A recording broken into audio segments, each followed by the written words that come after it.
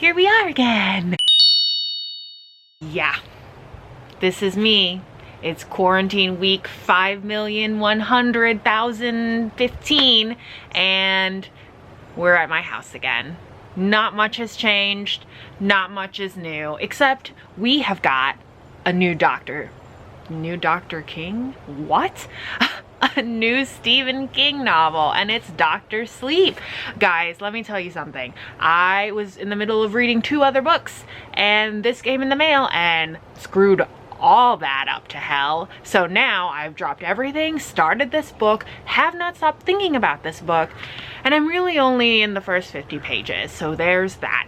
It's raining, so I'm gonna make this quick because I think my camera's getting wet, but I'm really excited. If you don't know anything about Dr. Sleep, it is the sequel to The Shining, and it follows the child in The Shining, Danny Torrance, if you will, and his adult years. Now, here is a spoiler, or rather, I don't think it's a spoiler, but I've seen the movie. I know what this is about, sort of, but I have a friend that loves the same sort of movies and books that I do, and he promises that it's going to be a hell of a ride, even though I've seen the movie. So, I'm very excited. This is going to be another vlog where I do the whole book, and I promise this time it'll be a little more exciting than the last. That was my first experimental vlog. Nothing really wrong with it, just I'm getting my bearings, you know? Okay, like I said, I'm only in the first 50 pages. Yep, 58. And yeah, I guess we better get this reading vlog on the way. Hello, my fine feathered friends. I've never said that before, and I probably won't say it again. So I'm actually going to my neighbor's house. Now, before you scream at me for quarantine and COVID and all that other stuff, we're very close with our neighbors, and that doesn't make it all right, but that means that we know where they go, we know where they've been, and they both have been quarantining, so I feel pretty safe about it. We've been pretty much interacting this whole time, so I'm not worried about it. But I'm going over to my neighbors, I'm going over to my neighbors to work out. And because I figured maybe you wanted some fresh perspective on, you know, my life and not just my house, then I figured I'd take you along. Now, you all know, or probably know, that I used to do Olympic weightlifting. Well, I took a hiatus on that because it was sort of stressful to drive back and forth between the gym. The gym is over an hour away from me, that sort of thing. But my neighbor, I'm so lucky that he actually does powerlifting and bodybuilding moves. So it's sort of a new territory for me. I've done deadlifts before. I used to do CrossFit. But I figured I'd take you along for the workout since we're just hanging out. Now, do not get it twisted. I have not been extra fit this quarantine. I've been extra lazy. I've had a lot of extra snacks. And sometimes I work out in between then. I'm just not that worried about it. And today happens to be one of those days that I work out. So, come along.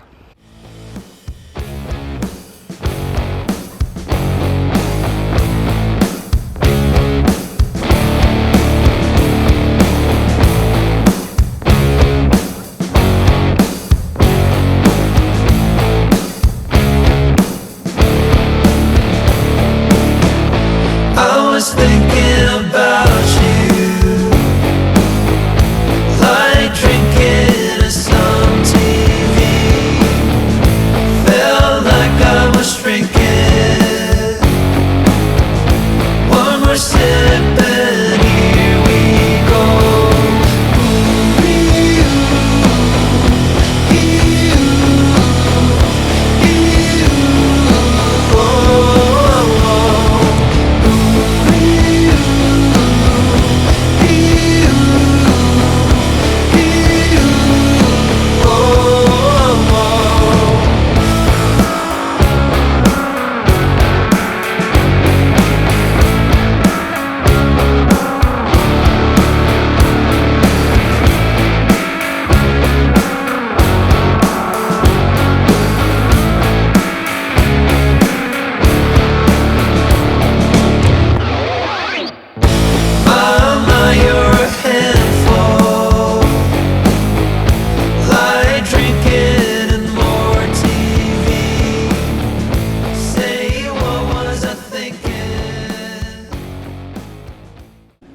So I'm done working out, and here is the loot, the dinner. Did all that hard work so I can just eat my face. Eat my face? Eat my... What am I saying? Anyway, we're gonna have dinner and we're gonna watch more episodes of Better Call Saul. We're really late on this show, but it is phenomenal. If you have not seen this show, it's so good. If you liked Breaking Bad, you will like Better Call Saul, but I wouldn't advise watching the shows back to back. Like, I wouldn't watch Breaking Bad and then Better Call Saul just because the pace is very different, but the storytelling, the character development, just spot on. Like, we are just like gripped by this show. We have spent countless nights this week staying up way past our bedtime to watch the show, and we're about to do it again. Yay, Friday. So, pizza time and Netflix time. Good morning, my loves. It is Saturday. Let me tell ya, I did not read a whole lot last night. I have now just broken the first 100 pages. I probably read like less than 20 pages last night. We spent most of the night watching Better Call Saul, so if you haven't seen that show, you're sleeping, because it's so good. We're so addicted, but I did want to do something a little different. I don't do this often because, first of all, I don't have a routine, a beauty routine. Sometimes I'm lucky, the world is lucky if I even brush my hair most days. But before I get into that, just a quick update. This is fantastic. It's the first 100 pages, and you know what? I have been drawn in from page 1. It is so excellent. If you're a fan of The Shining and you read it, and you've seen the movie, you need to check this out. I've seen Dr. Sleep, and the book is already just like, it's just deeper, more profound, and I'm loving every second of it. I do think it's very interesting because in The Shining, Jack Torrance, Daniel Torrance's father, and Danny Torrance is the starring of this story. Jack Torrance was an alcoholic, and that was a big part of The Shining. That was a big part of his personality, and his weakness is his alcoholism. So now when we join Danny here as the sequel to The Shining, he's also battling with the same sort of addictions and demons, and you can just feel the weight of his father and his addiction and those addictions that came before him just like really weighing on him. It's a real big burden, and it's sort of heartbreaking. Actually, it's absolutely heartbreaking, and I don't know, there's just so many layers to Stephen King's storytelling and writing that I absolutely love. And that's where I'm at right now. Things are happening, things are definitely happening, but you know, we haven't gotten far enough that like I understand the full plot line. Even though I've seen the movie, I know where it's gonna go. I've heard there are lots of twists and turns. Now, to get on with what I'm about to show you. So I have a sort of semi makeup routine. Mostly it's for filming, and mostly it's for like if I feel like it, really, if I'm going out. Well, since there has been no going out during this quarantine, yeah, I just put on makeup every now and then, mostly for filming, sometimes if I feel like it. So bare face, the first thing that I do these days is I spray a bit of toner. Actually, you know what I'm gonna do? I'm just gonna tell you what I have. So I spray a bit of toner, and then what I do is I actually mix this like generic Cetaphil that I got from my grocery store, and this Bareminerals Complexion Rescue in the shade Terra. This is a little dark. My mother bought this for me, and she's just a bit darker than I am. So I mix it with this generic Cetaphil to lighten it, and it works really well. This has sunscreen, so that's really nice. I really like it. It's a very light coverage. If you're looking for full coverage, Bareminerals Complexion Rescue is not for you. My skin color still shines through. It's practically translucent, but I like it because it sort of smooths over, and it's good. It's good. Okay, and then from there, what I tend to do is I have a bit of bronzer. Yeah, bronzer. I use that. This is, I don't even know, Lisa Frank. I got this in Ipsy box. I don't know if it's vegan and cruelty-free. Honestly, I got it and I just didn't want to waste it, and I haven't bought new ones since. Everything that you see here is going to be vegan and cruelty-free, I think, and I hope. If it's not, it was a mistake. I try to by vegan and cruelty free.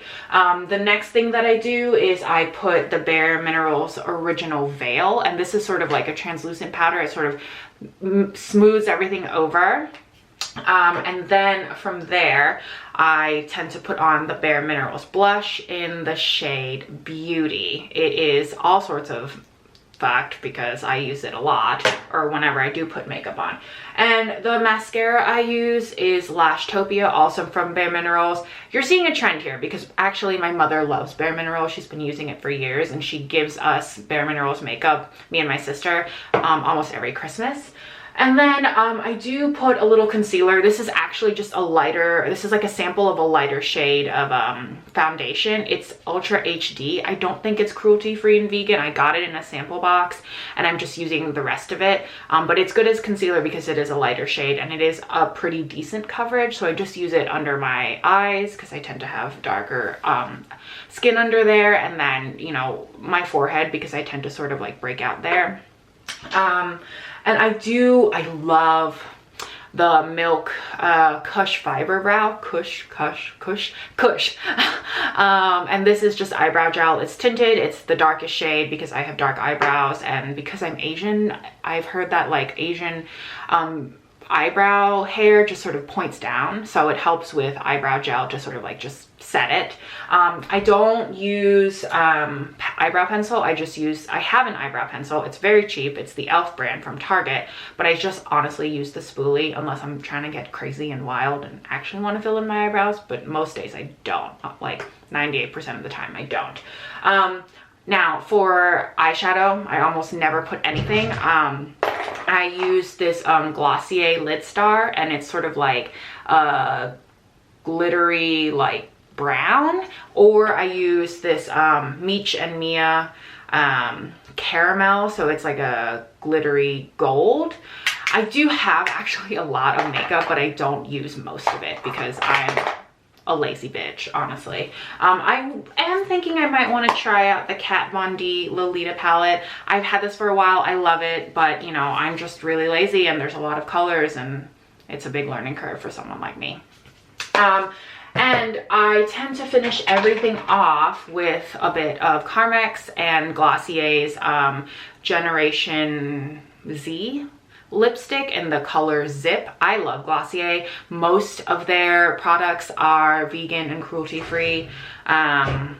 And I know that their mascara is not vegan. They use beeswax in there, and that's unfortunate because I would have loved to try it, but I stand firm in using vegan and cruelty-free products. If you see anything here that isn't vegan and cruelty-free, let me know because I'm down to switch it up. I want to stick to my ethics on that. So I'm not going to I'm not going to talk through my whole routine, but I will put it on a faster time. So enjoy.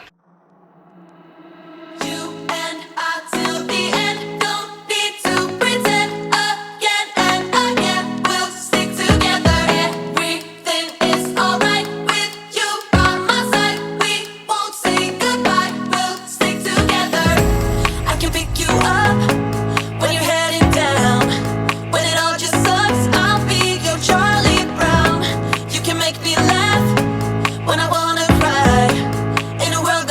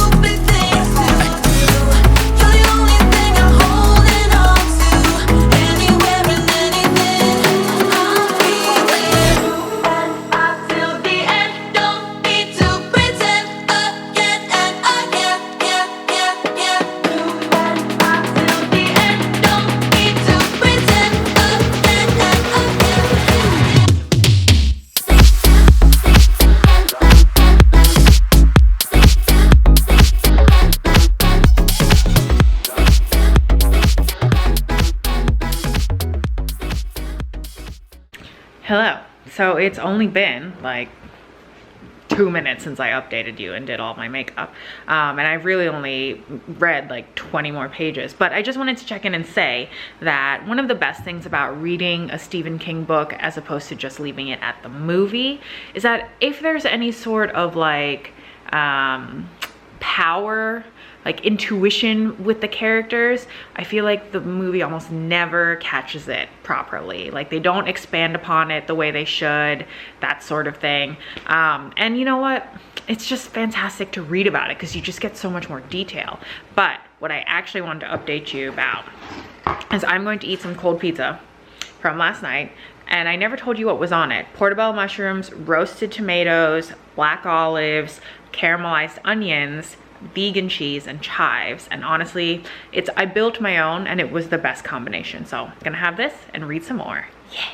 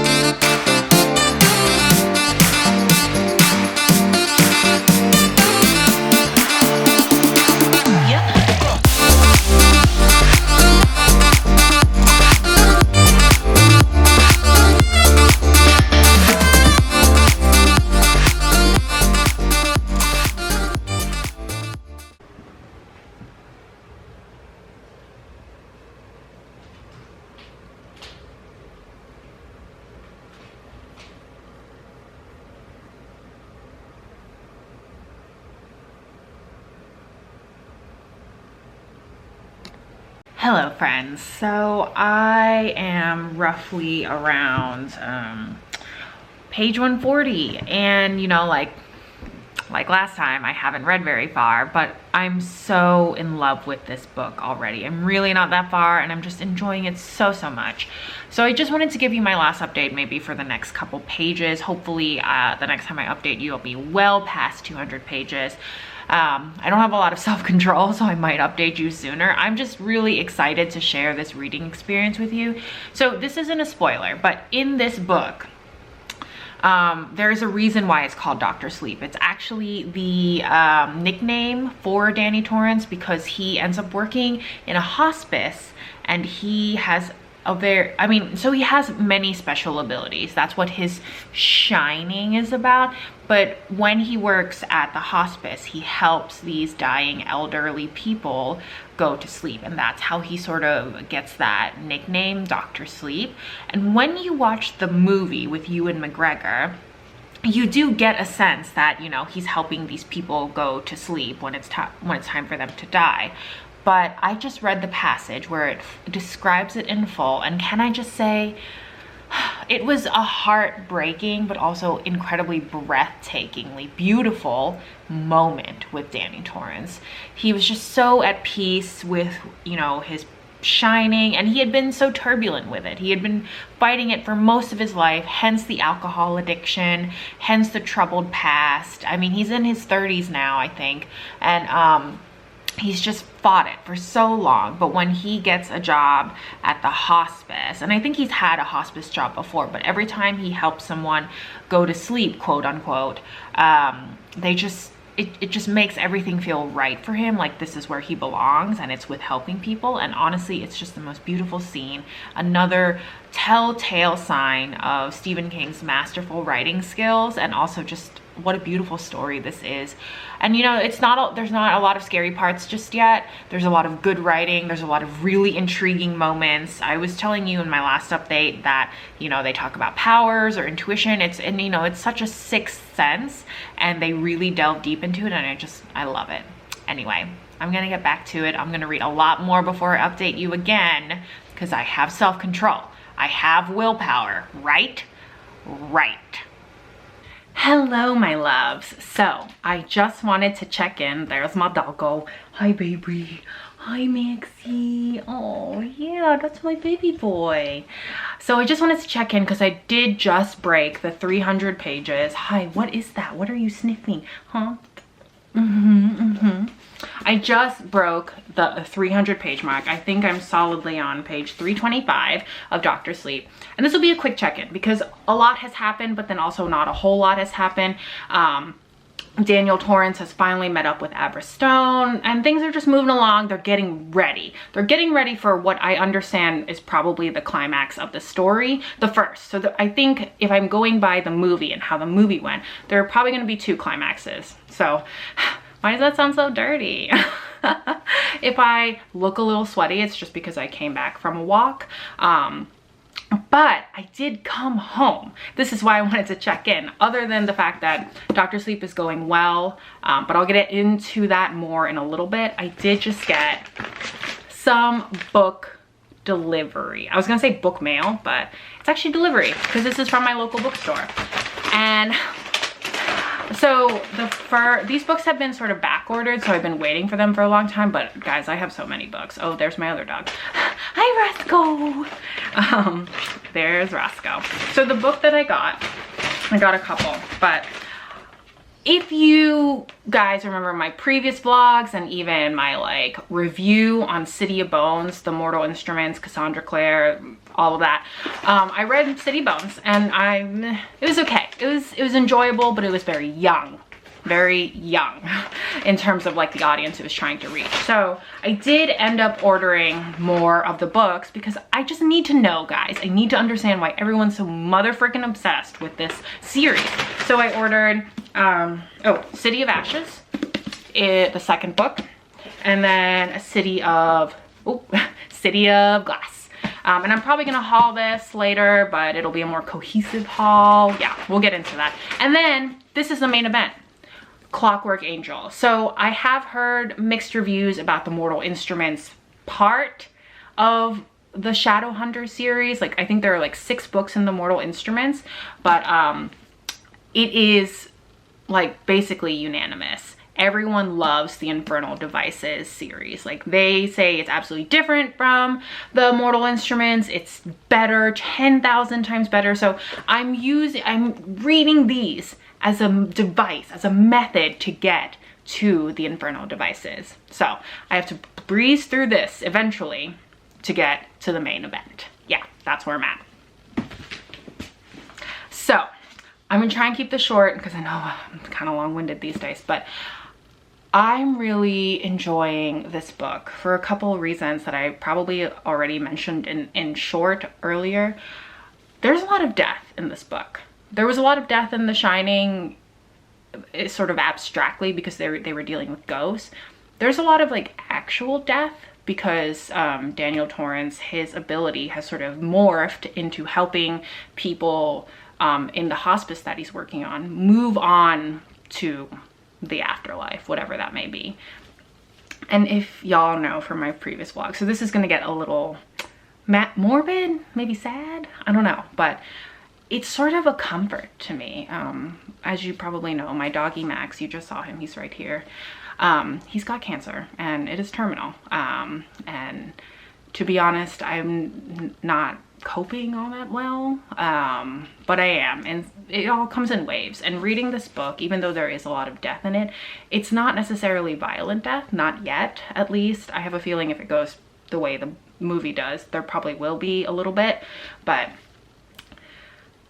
it's sort of the type of, it explores death in the sense that it's almost like comforting. I don't know, I'm enjoying it. That's all I can say, is that it's sort of helping me cope. And you know, that's what books were always to me.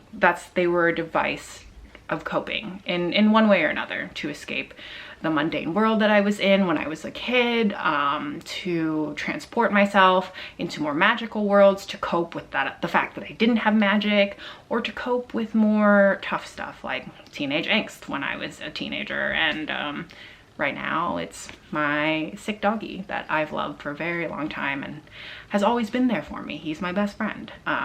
So yeah, I'm just gonna end the update there because I want to get reading more, and I'll update you soon. I've been on my spaceship counting stars since '94, waiting for someone to come and knock on my door. Looking for someone who'd be the Venus to my Mars. Why does love always have to be this hard? Got me feeling like for someone who can really turn me on. Then I met you. Now I'm down to earth and salt and clear next to you. All my problems disappear waiting for you. In light years, I met you. I met you. I've been in my spaceship counting sheep to fall asleep, dreaming about the day that someone would rescue me. Looking for someone who'd be the moon to my stars. Why does love always have to be this hard? It's got me feeling like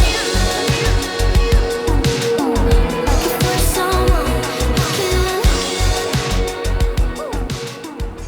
can. Hi friends. Something just happened and I'm confused. So I am well past the 400 page mark. I have around 100 pages left of this book, and guys, something happened. Up until this point, up until 424 pages, this book was basically following, well, the movie, the movie stayed true to the book in the sense that basically nothing really surprised me. There were some like changes and some fleshing out of plot lines and devices for sure, you know, because you get more detail with the book versus the movie. But this is the first moment where I was like, surprise! Wow, okay. Something happened with Danny, the main character, Daniel Torrance. Wasn't expecting it. Okay, I will be back to speechless right now. I will check in with you in a little bit. Hello, my loves. I just finished Dr. Sleep.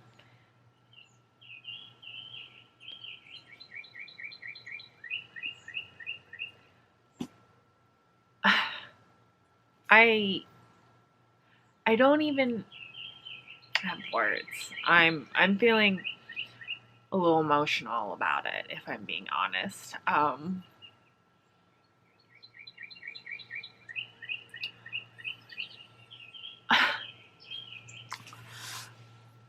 There was just a lot of things that happened in this book that I didn't necessarily relate to, but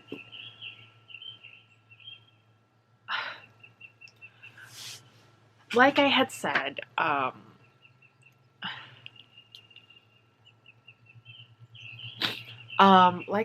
earlier, there's a lot of death in this book, and not necessarily always in a bad way. I would say that 70% of it was not necessarily bad portrayals of death or depictions of death, rather.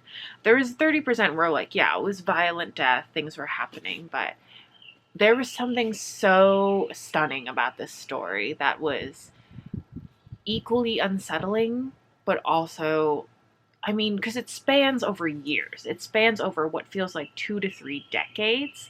And you don't notice it. It's not long-winded in any sort of way. You just really come to love the characters you read about. The side characters, the main characters. There's just something so... It feels like home, honestly. They as characters feel like home. Stephen King does an excellent job of just making you feel so connected to these characters, even the smaller ones. And for me, I felt very connected to Daniel Torrance, not because I experienced anything that he went through in The Shining and in this book, but because ultimately, even though he had powers, even though he had The Shining, he had a sixth sense, he was still so very human, and he was still trying to cope with very human things, such as escaping his father's legacy of alcoholism, anger management, or anger issues, just trying to be a human being that would have made both of his parents proud. Meanwhile, trying to take care of, or rather trying to consider Abra Stone, the young girl in this book that he ends up meeting and comes to love, and they solve this crazy, like, death-defying issue in the book with the True Knot, the villains. Their group is called the True Knot, and Rose the Hat, the main villain. Now, so I want to talk about how it ended in this book and how it ended in the movie, and they're very different. The movie, it was very cinematic. It was a big throwback to The Shining, and I absolutely loved the movie ending. And, you know, I got to like the last 50 pages, and when, you know, the issues sort of concluded with the True Knot and Rose the Hat, it just, it wasn't as climactic as the movie, which is not a bad thing. I think that the movie did a really good job of just transferring all of Stephen King's like spirit that was in The Shining and in Doctor Sleep into that movie, the movie adaptation of Doctor Sleep. But here, the way it wrapped up was perfect. It was satisfying to me in every way, even though it wasn't like a movie climax of explosions and craziness and drama. It was just perfect for how the whole story went. It was a good ending. Honestly, 5 out of 5 stars for this book, guys. If you haven't read Doctor Sleep, I recommend it. Okay, didn't think I was gonna cry in this video, but yep, there's first time for everything. Anyway, I hope you enjoyed this video. I hope you go out and read this book. Give this video a like. It really helps my channel. Subscribe, hit that notification bell so you always know when I've got good things coming to you. Bye, y'all.